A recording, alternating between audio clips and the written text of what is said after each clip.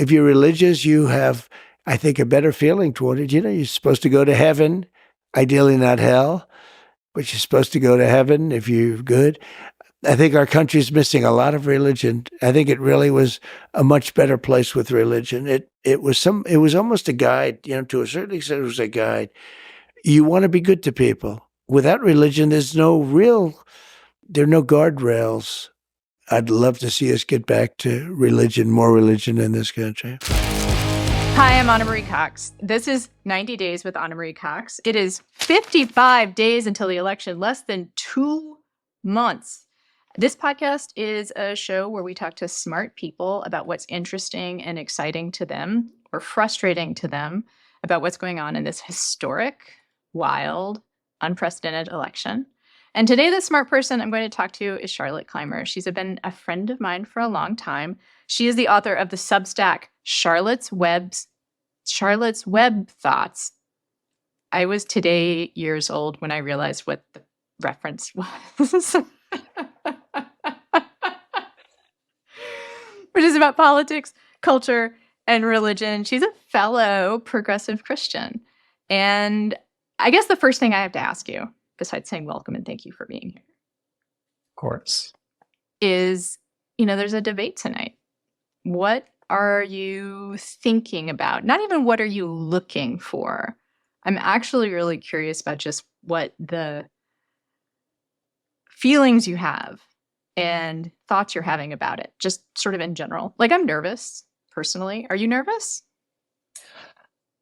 I'm not nervous. First of all, though, I want to say that it really is great to be talking to you again because I just adore you. And, I'm glad you're doing this little series before the election. I think it's great. It's the kind of thing that people need to watch, actual substantive conversation with insight and knowledge instead of the same old nonsense on cable news. So thank you for doing this. I really do appreciate it. I'm not nervous, no, but I don't have high expectations for this.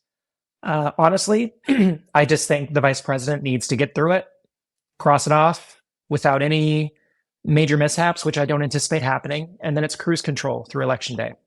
This is just about checking a box because there is no way to rationally debate Donald Trump and win. Because that's never been the case. Hillary Clinton won all 3 of the debates in 2016. President Biden won his debates in 2020. It didn't matter.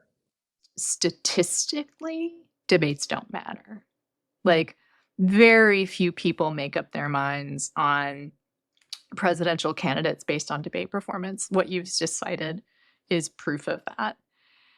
What they do is set the tone for coverage. Right?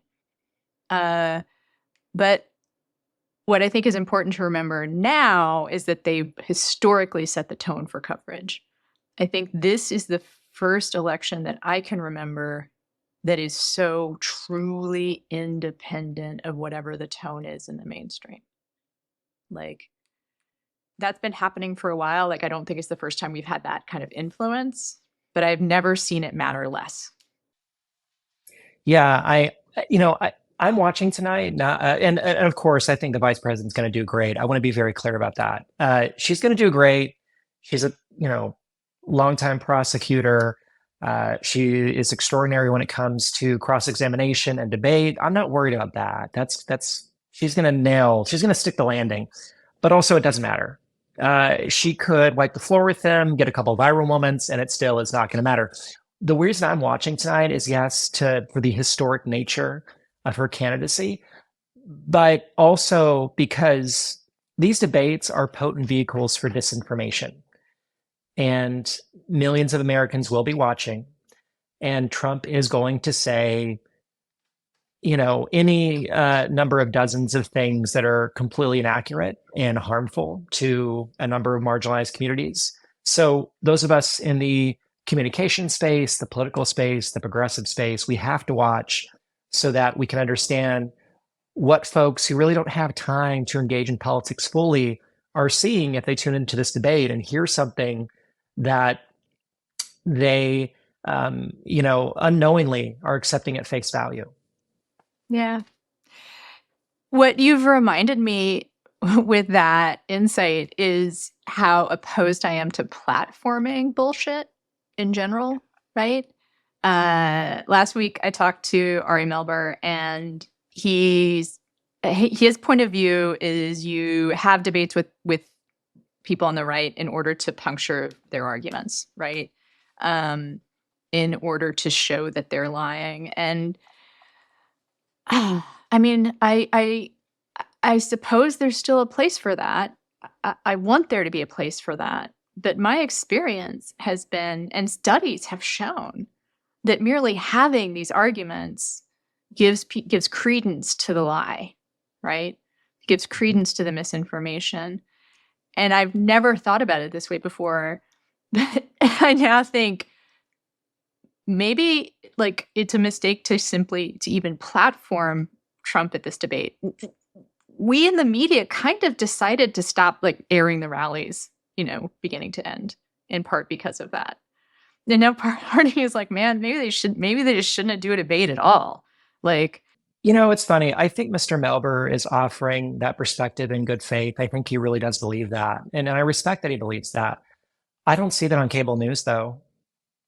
I very rarely see that on cable news. What I usually see is if I tune into Meet the Press on Sunday or on a primetime show on CNN or MSNBC on any given night. Fox News, we know what that is. But if I look at CNN or MSNBC, what I'm typically going to see is a pointed question, some kind of, evasive, ridiculous, bad faith response, maybe a bit of a follow-up from whomever's asking that question, and then nothing after that, because they've checked the box. They've done their pushback, even though they're blatantly lying. They're spewing out disinformation. They're not really being held accountable.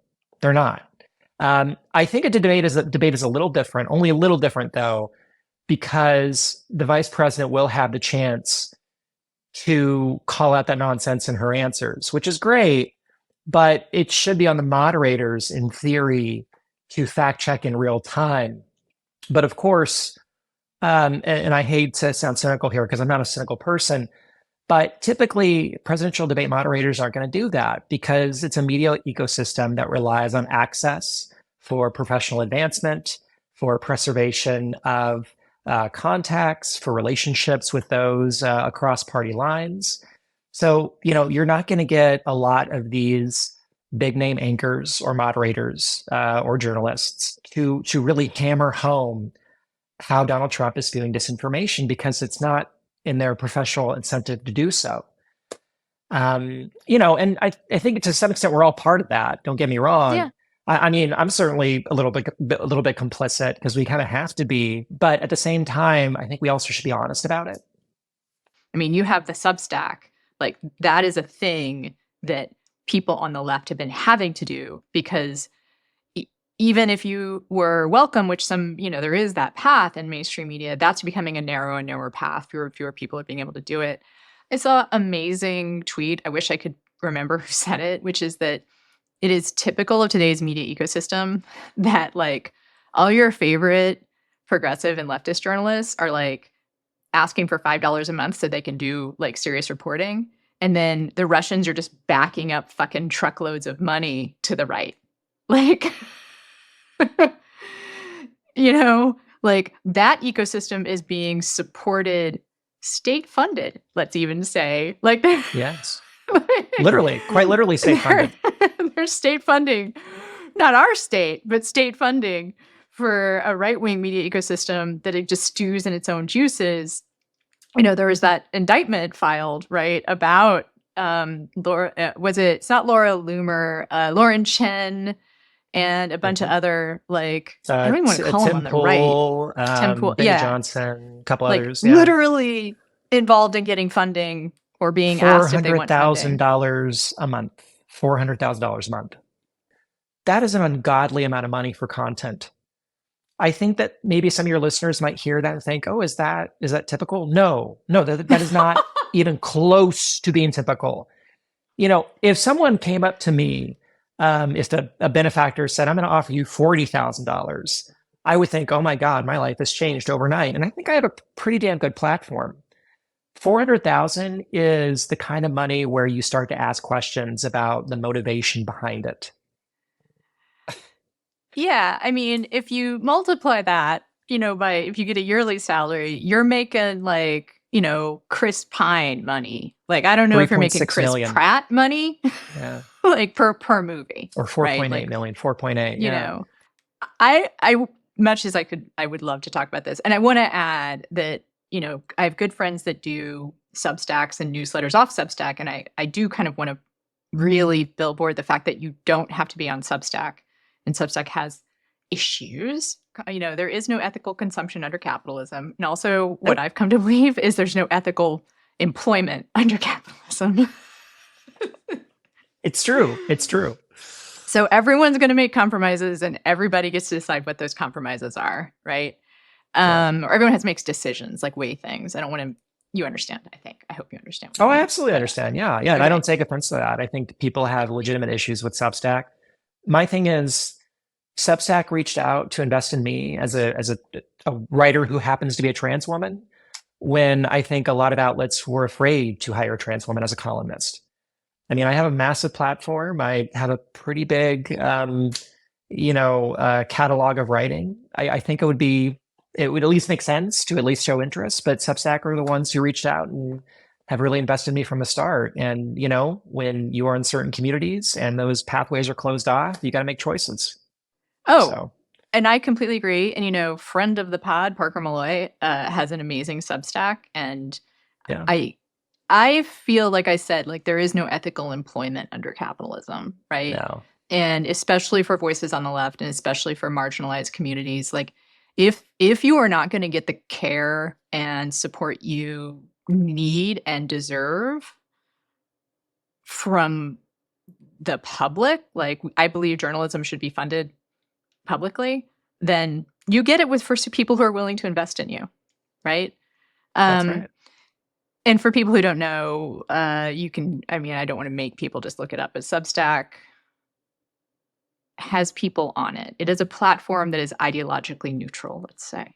Like, to put it mildly.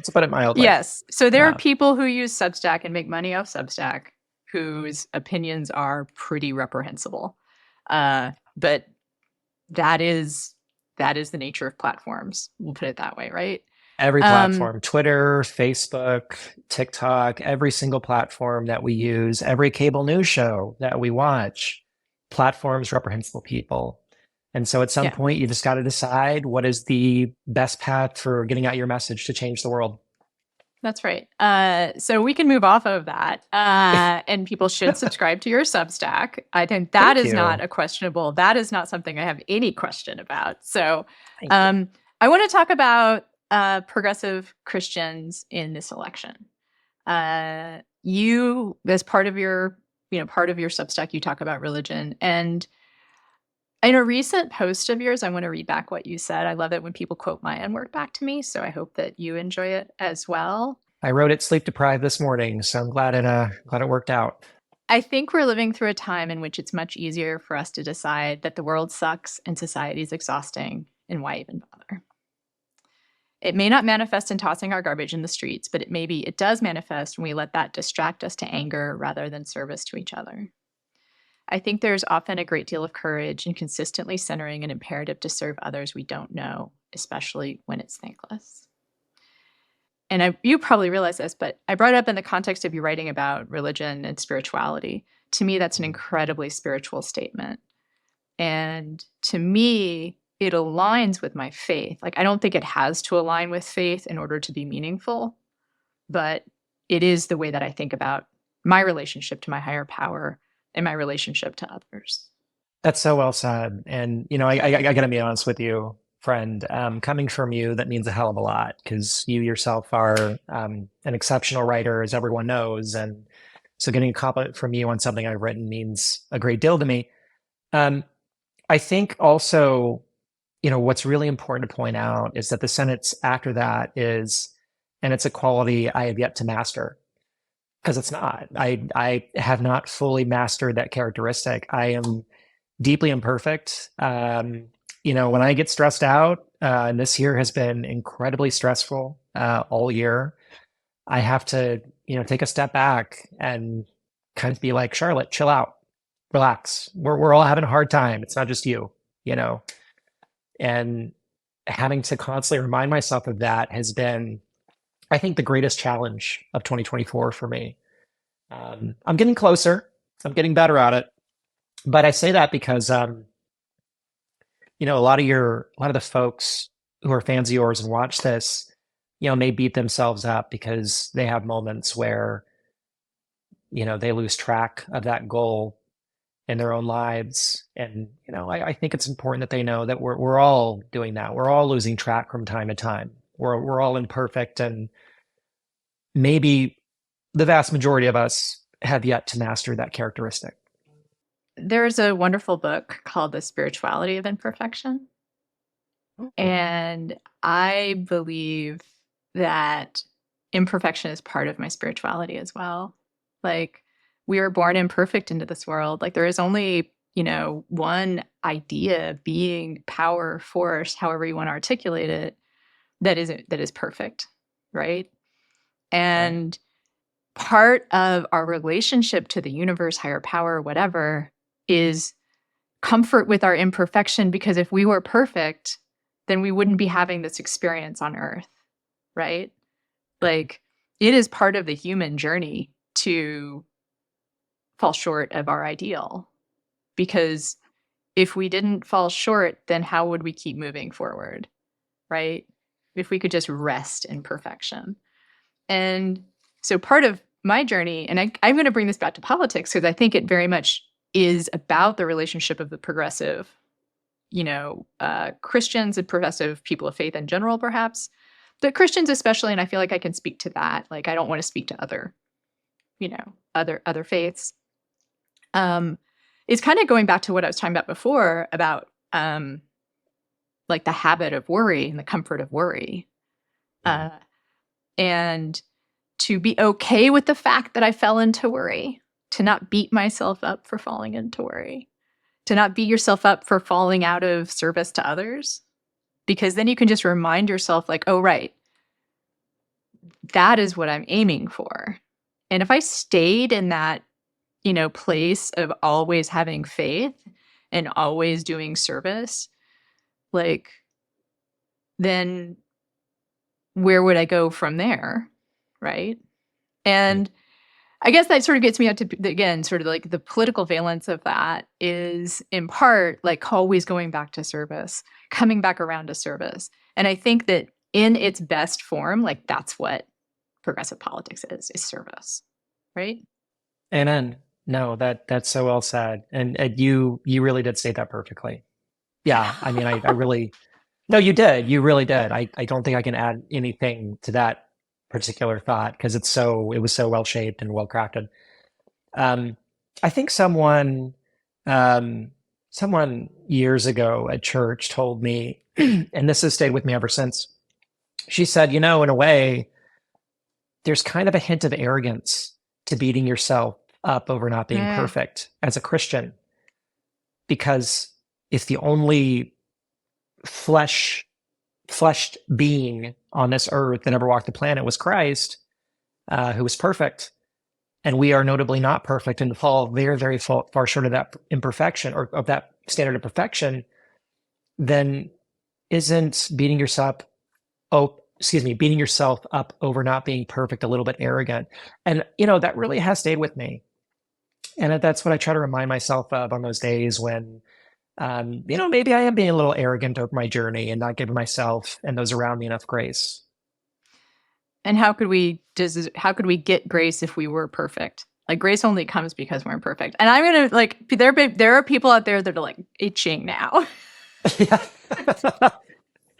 You know why though? Because all their lives they've heard a lot of Christians say the most awful things about them, act horrible toward them. And I know that you feel the same way I do about this, but I think many years ago it used to upset me when people would have such a profound distrust and be very anti-religion and very, like, I don't trust any Christians, yada yada, whatever.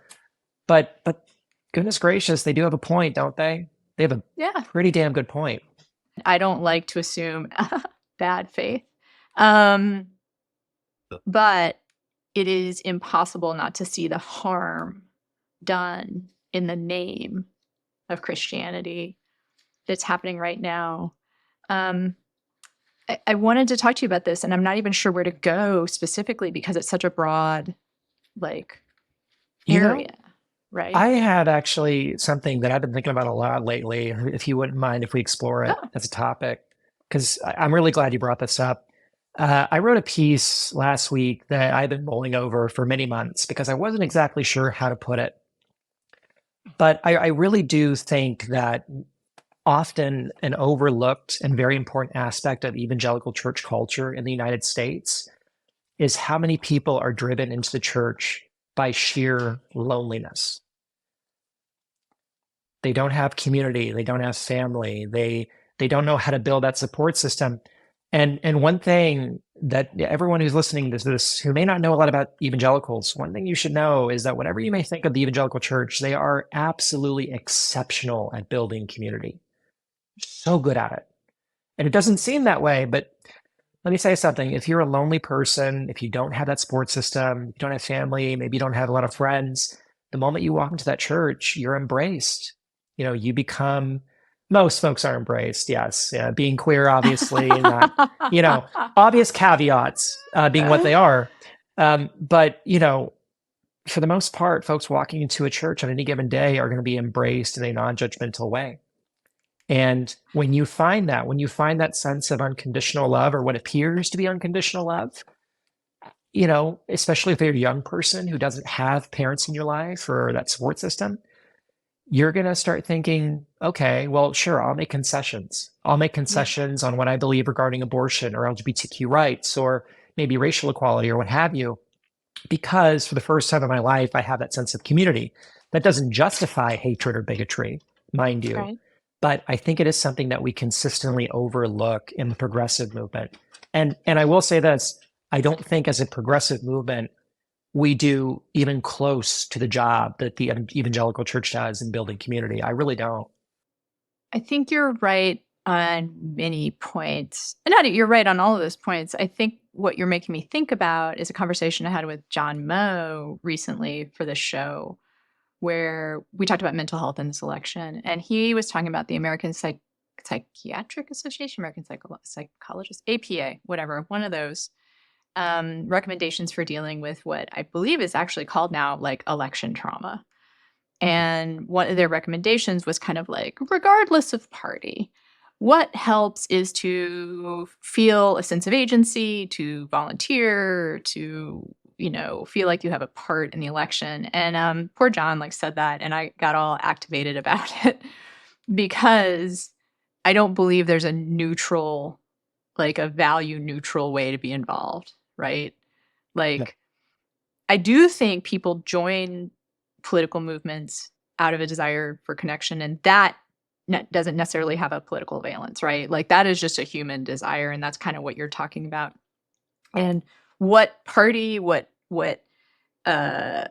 community we choose is often shaped by just how we grew up and what's available, right? If you are a queer person or a person of color, you may not go to an evangelical church. I agree that people who do will find that community so valuable, they may disregard certain parts of who they are, despite whatever structural bigotry exists, right? Because that call for community is so powerful. And the left is certainly not perfect when it comes to marginalized groups and accepting them and welcoming them. That's right. Yeah. A church or community that requires you to ignore parts of yourself is not a sustainable community. And also, the more insular that support is, the less sustainable it is, and the less a part of a larger social project it is.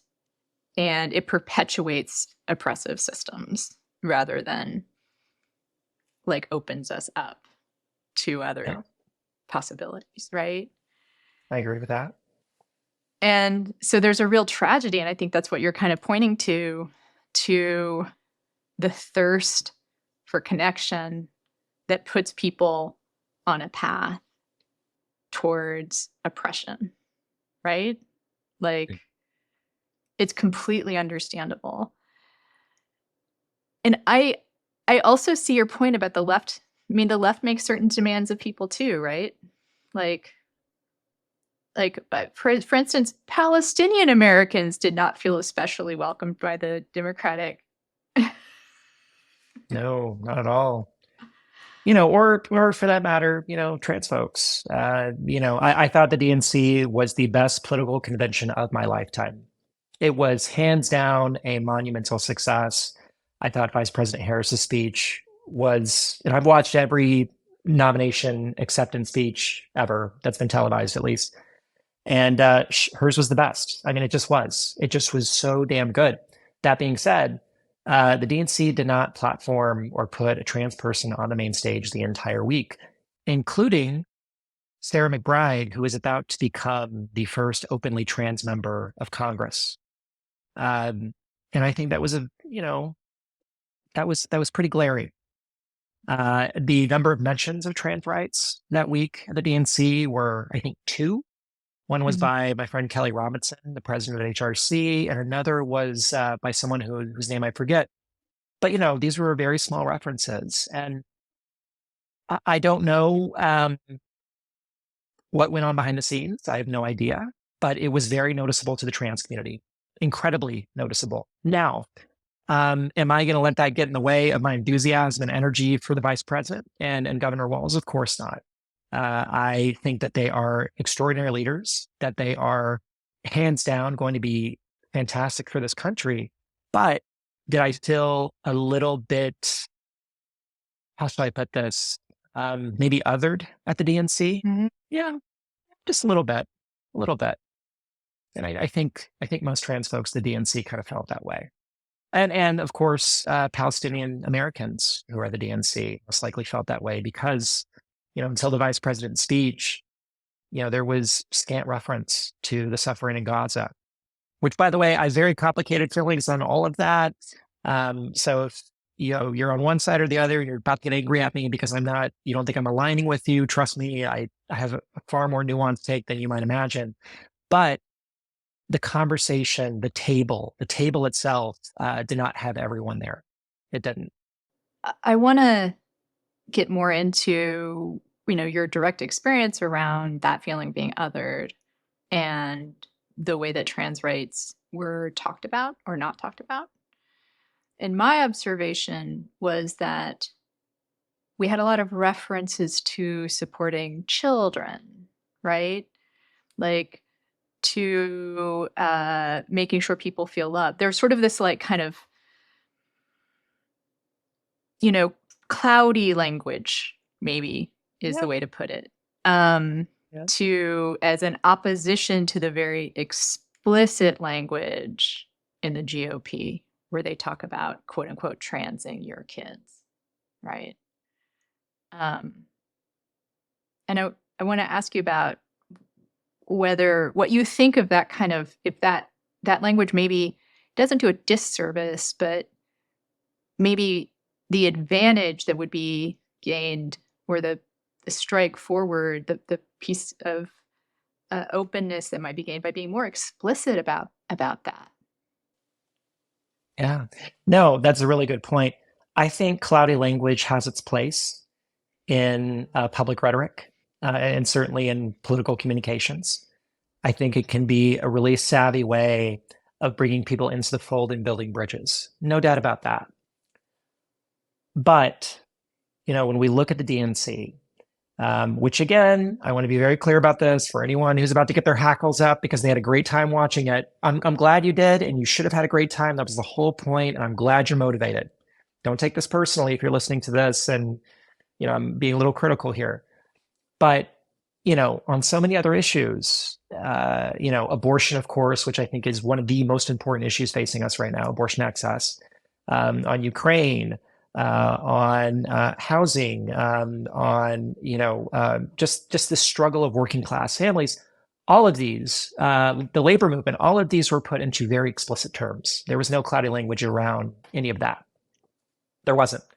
And The reason is that a political convention every 4 years for a major party is an opportunity to flesh out and offer nuance and really get your points across to millions of Americans who otherwise are not heavily invested in politics day to day. There were a lot of Americans watching the DNC who probably learned a lot that they hadn't seen on perhaps CNN or MSNBC or read in the New York Times or the Washington Post because of how calcified and clogged up our current media ecosystem is, which, by the way, is why the DNC very brilliantly invited so many content creators to the convention, which I thought was a very savvy move. That is a great opportunity to communicate to millions of Americans these points that they're otherwise not going to hear. This was an opportunity to push back against the avalanche of the past several years of vile transphobia that has completely filled the vacuum of information in the national discourse. And, you know, I think it was a packed convention schedule. There were a lot of issues to cover, but it's really unfortunate that there was not an effort made to at least try to push back against the disinformation that has made the lives of millions of trans Americans, particularly trans kids and their families, really miserable and scared for our lives over the past several years. This was a missed opportunity. It just was. And it sounds like we've been talking in a way like looking backwards. I think there is, of course, a way to look forwards about all of the things we're talking about. And there's still, let me check, 55 days. 55 days until the election, 55 days to do more than just, you know, campaign for votes, but also talk explicitly about what you want to do if you win, right? And what your values are. And I wonder what kind of hope you might have about the presence of Tim Walz on the ticket because of his policy history on trans rights, on abortion rights, his clarity about this stuff, right? Yes. Like, do you think looking forward, like what kinds of things are you hopeful about in seeing him on the ticket?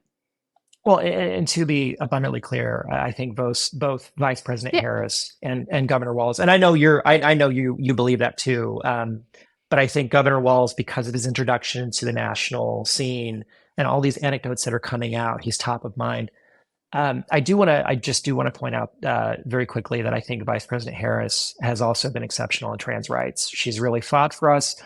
But yes, Governor Walz has been just phenomenal. He passed a law protecting access to gender-affirming care in Minnesota, which, you know, doing this in a swing state, actually doing this in any state, let alone a swing state, is just, I mean, it's the kind of thing where, you know, we saw acts of courage from state executives in the last several years. So, for example, you had Governor Beshear in Kentucky, who vetoed 2 anti-trans bills, knowing that the legislature was going to override them, knowing that it could hurt him in his reelection, but he did it anyway because he felt that it was the right thing to do. And then he was reelected by a fairly decent margin. And then you have Governor Walz, who did, you know, something even more extraordinary than that, who corralled the legislature together and said, hey, why is the state sticking their noses into the business of what families seek out for their trans kids in consultation with the broad consensus of medical professionals, medical experts in this country? It's ridiculous. And he called it out for what it was. And he said, that is not our job. That is not our lane. That is not our place. We need to let medical doctors and families decide what's best for their children's health care. And then he got it done. And not only that, you know, he gave a speech this past weekend at the HRC National Dinner. And I'll be honest with you, part of me, because of the experience of the DNC, I would not have been surprised if he maybe used more cloudy language. I mean, he spent an enormous bulk of the speech specifically talking about trans issues, specifically talking about trans rights, advocating for trans service members in the military, advocating for trans kids who need access to life-saving healthcare, calling out the violence and discrimination against the trans community. He did everything that I would hope any aspiring vice president would do with that platform. And he did it knowing that national media might cover it and that they might make a lot of hay out of it, which I'm sure the right wing did. I haven't looked at the news clips in the past several days, but I'm sure they did. I love that man. And of course, the story of the GSA at this point, right? He coached the football team to a state title. He was one of the assistant coaches who led the team to a state title. But that was only the second most impressive thing he did that year. Because when there was a openly gay kid at the high school being bullied, this is 1999, 1 year after Matthew Shepard was murdered in Wyoming. When this openly gay boy approached, then Mr. Walz, the social studies teacher, to ask if he could be the faculty advisor for the Gay Straight Alliance, he immediately agreed. And years later, when he was asked about it, like, why did you do that? He said it had to be me. It had to be this straight guy who is a military veteran and a high school football coach. It had to be me because that is how you give permission to others culturally to have buy-in for something like that. I mean, he has such extraordinary emotional intelligence and he acts on it. So I apologize for the long segue there, but I really love that man. I really do. You said something and he's talked about it. I want to make it more explicit, which is because he's a straight, cis, white man, he has the culture. He has that cultural capital to spend, right? And the thing is, what makes him different than a lot of politicians is that he spends it, right? Yes. Is that he doesn't just and he's said that about political capital more generally, is that the reason you win elections is to have the political capital to spend. Like, you don't just sit around and hoard your political capital. You don't just sit around and hoard your privilege.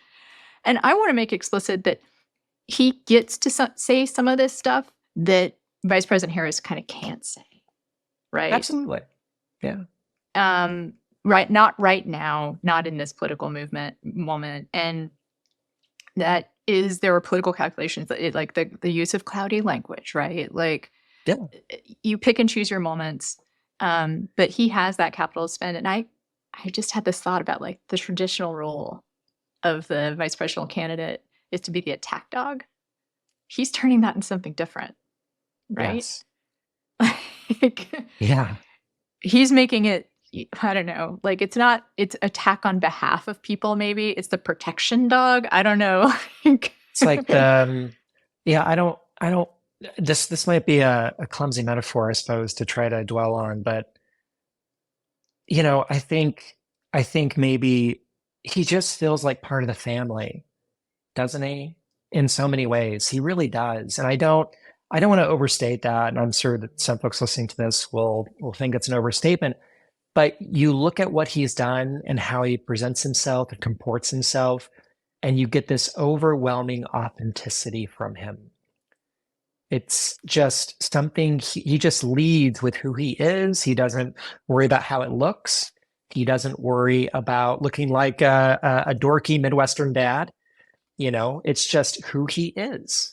And I think there's something so beautiful and profound about that. And it is not something we've ever really seen. I think President Biden maybe has had a certain style that's kind of similar, but in its own different way. This is like a sitcom dad who is very traditional in presentation, but very welcoming and opening toward those around him. Yeah. And I love it. Yeah. And to be very clear, that is in ways a privilege that he's had, right? Yeah. That he's able to do this stuff. And it is a level of just norminess that most politicians, especially female, women of color, have to tread, have to be in a much narrower band of behavior, right? Oh yeah. He has inherited capital. You talk about political capital. He has inherited capital, right? That's right. I do think we should normalize calling him Tim. Let's just have him be Tim. Yeah, First there's Tim, all this first Tim. And we call a lot of female politicians by their first name. and I know you refer to the vice president, and I've made it, and I we should just like be open about this. I've made a decision to try and call her Vice President Harris. And I feel like that's something like, hey, everyone out there, just consider doing that, because there is That's a right. history of calling female politicians by their first name and not doing that for male politicians. But I don't think Tim would mind. I think I don't think so either, because there's no drawback for him in doing that. Of course, if I meet Governor Walz, I'm going to call him governor now, and I'll call him vice president in January. Don't get me wrong. Yeah. I'm a Southerner and a Okay. veteran. I don't know. Yeah, It's yeah. just kind of Okay. baked in me. But I think that he's the kind of person who would welcome, the average voter walking up and saying, "Hey, Tim, I just think you're doing a great job, and thank you so much." I think he'd be tickled by it. But also, there's no drawback for him in someone calling him Tim in that kind of Yep. setting. Whereas for the vice president and for Secretary Clinton and for Governor Whitmer, who, I've seen a lot of folks very lovingly refer to her as Gretchen or Big Gretch. There can be a drawback to that, because women, as you so astutely put, women are just not taken as seriously as men in the public arena. And to be clear, like when you say inherited capital, in case that's, not a familiar term for most, how would you define it? Inherited capital are the privileges the unearned privileges that we grow up with. So, for example, I'm a trans woman, so I face misogyny and transphobia and homophobia and all these other things. But I'm also white. I'm also able-bodied. I was not born into a culture in which perhaps being a religious minority was a big part of my upbringing. So I have all of these privileges that kind of shield me from the discrimination that folks who are not white, or who do have a physical disability of some sort, or are a religious minority, and specifically because they grow up in a religious community that is not Christian, they don't have access to that capital that I have. And this is everybody. Everybody is a combination of privileges and oppressions, by the way. I can't stand it when DEI is restricted to just women, people of color, LGBTQ folks. That is such a ridiculous reduction of the overall concept of DEI. The white male cis straight veteran who comes back from Iraq or Afghanistan with a limb missing or has PTSD, he is going to have a really rough go of it. And he is going to have a lack of access to a particular privilege that folks who are able-bodied do have. We all have this combination. And so, it's one of those things where it's good to be aware of our particular combination of privileges and oppressions, not to grovel or say, "Oh, please forgive me for being, able-bodied or not a religious minority." No, that's not the point. The point is proactive empathy toward people who don't have access to the privilege that you have. And that's all that is. It doesn't mean you're wrong or you're a bad person. It just means recognizing certain advantages that you have that you didn't necessarily earn that other people don't. And my final thought to ping off that is, as Tim might put it, the purpose of inherited capital is to spend it. Amen. And so folks out there, white people are the people that can have the most political capital to spend about racial equity, education. Able-bodied people have the most political inherited capital to spend on education about disability rights, et cetera, et cetera, et cetera. Thanks again for being on the show. Thanks again for all your kind words. And this show is 90 Days with Ana Marie Cox, 55 days to the election. If you are watching this on YouTube, you should know that it is available as a podcast. If you're watching this on YouTube, please do all the things that are on the buttons underneath, like, share, subscribe, etc. If you are listening to this, go to YouTube and like and share, but also rate and review. And you can get it as a podcast, like wherever you get your podcast. I've been talking to Charlotte Clymer, who is the woman behind Charlotte's Web Thoughts, which, again, just got that today. I'm gratified. I'm quite gratified. Which is a newsletter about politics, culture, and religion. Again, thank you so much. And you out there will be back tomorrow. It's good to see you, friend. First thing we did is we banned conversion therapy in Minnesota.